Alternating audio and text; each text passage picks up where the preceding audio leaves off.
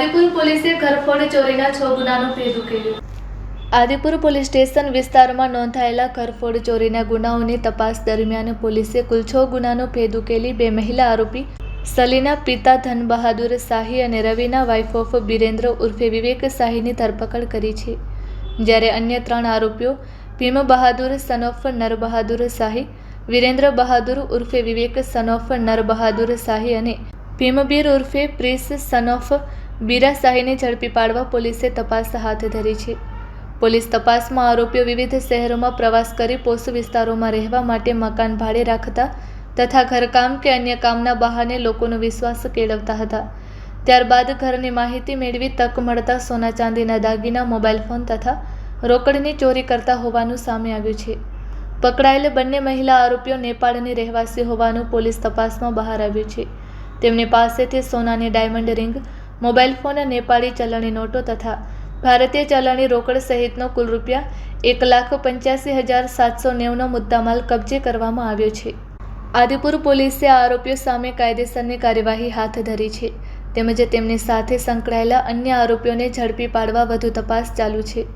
આ સફળ કામગીરી આદિપુર પોલીસ સ્ટેશનના પોલીસ ઇન્સ્પેક્ટર MC વાડા તથા police sub inspector RM Dua સાથે cyber crime police station Gandhidham તથા લોકલ ક્રાઇમ બ્રાન્ચ ગાંધીધામ નાઓની ટેકનિકલ ટીમ તેમજ આદિપુર પોલીસ સ્ટેશનના સર્વેલન્સ પોલીસ સ્ટાફ દ્વારા કરવામાં આવેલ છે.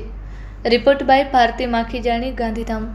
પૂર્વ કચ્છ જિલ્લાના આદિપુર પોલીસ સ્ટેશનમાં 2026ના ત્રીજા મહિનામાં એક ઘરફોડ ચોરીનો બનાવ બનેલ હતો. જેમાં જે ફરિયાદી હતા એમના ઘરમાં એક નેપાળી લેડી હતી. એ ત્યાં એમના ઘરમાં એઝ એ સર્વન્ટ તરીકે ત્યાં કામમાં એમ્પ્લોય થઈ હતી અને પછી જ્યારે બધું વિશ્વાસ કેળવી લીધું અને થોડો ટાઈમ થઈ ગયો પછી એમના ઘરમાંથી જે છે જ્યારે એ લોકો બહાર ગયેલા હતા ત્યારે એમના દ્વારા ઘરની કિંમતી વસ્તુઓ અને અલગ અલગ વસ્તુઓ બધું મળીને લગભગ 12 લાખ જેટલું જે છે મુદ્દામાલ ચોરી કરવામાં આવેલું હતું. આ બનાવ જ્યારે લોકલ પોલીસના ધ્યાને આવેલ ત્યારે ગુનો નોંધ્યા પછી એમની તપાસ ચાલુ કરવામાં આવેલ અને આદિપુર પોલીસ સ્ટેશનની અલગ અલગ ટીમો અને એમના અધિકારીઓના નેતૃત્વમાં આ ગુનાની તપાસ ચાલુ કરવામાં આવી હતી. જે આ તપાસ સતત ચાલતી હતી એમાં એક ટોળકી ધ્યાને આવેલ અને એ ટોળકીમાં કે આજે આખી એક નેપાળી ટોળકી હોય અને એ લોકો અલગ અલગ રીતે અલગ અલગ લોકોના જે સમૃદ્ધ ઘર હોય, સમૃદ્ધ સોસાયટી હોય, જ્યાં પોશ વિસ્તાર હોય ત્યાં મકાનો ટાર્ગેટ કરીને અને ત્યાં પોતે નોકરિયાત લાગીને આવી રીતે લોકોનો વિશ્વાસ કેળવવાનો અને પછી જે છે ત્યાં ઘરમાં ચોરીના બનાવને અંજામ આપવાનું, આવી રીતના એમોથી એ લોકો ચોરી કરતા હોય. આદિપુર પોલીસ સ્ટેશનને આ આખી ટોળકીની જે માહિતી અને અલગ અલગ રીતે બાતમી મળી, જેના આધારે અત્યાર સુધીમાં 2 આમાં લેડીઝને જે છે ધરપકડ કરવામાં આવી છે.